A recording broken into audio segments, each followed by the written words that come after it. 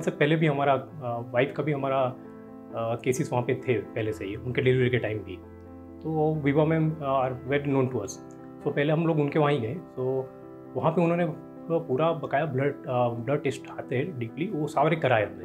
And then we came to know that I was suffering from multiple myeloma, that is one kind of bone marrow cancer you can से।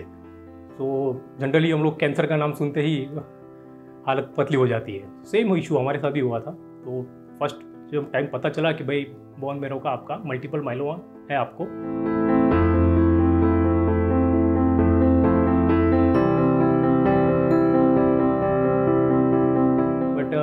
जो ma'am से guidance मिला वो time पे कि you know need to worry, I am here. Ma'am का ये word थे जो आज भी मुझे याद है, आपको कुछ नहीं होगा, you will be fine in 6 to 8 months, that is my guarantee.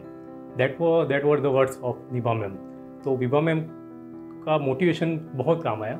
Patient Rohan સુરતી મારી પાસે ફેબ્રુઆરી મહિના 2024માં ખૂબ સતત કમરનો દુખાવો અને હિમોગ્લોબિન ઘટી ગયેલું, એટલે એને લોહીના બાટલા ચડાવવા પડતા હતા. એ મારી પાસે રેફર થયું અને એના બધા ટેસ્ટ અમે કર્યા. એમાં બોન મેરો બાયોપ્સી, બોન સ્કેન અને બીજા લાગતા વળગતા ટેસ્ટમાં ખબર પડી કે એને મલ્ટિપલ માયલોમા જેવો રોગ છે.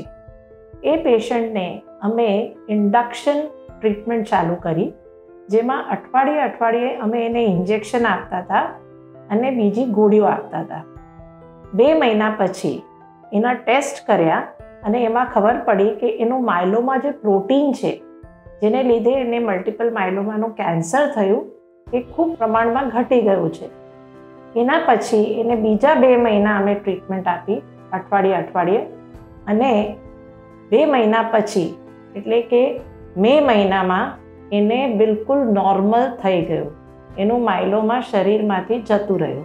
हॉस्पिटल में हमको बोन मैरो ट्रांसप्लांट के लिए लाया गया, क्योंकि बाइली में स्थित है Sterling cancer hospital under Vibha ma'am. तो यहाँ पे भी फ्रॉम डे 1 जैसे कि मुझे एडमिट किया वो दिन से लेके आज डिस्चार्ज का डे है, मैं आपको थोड़ा शेयर करना चाहता हूँ उनका।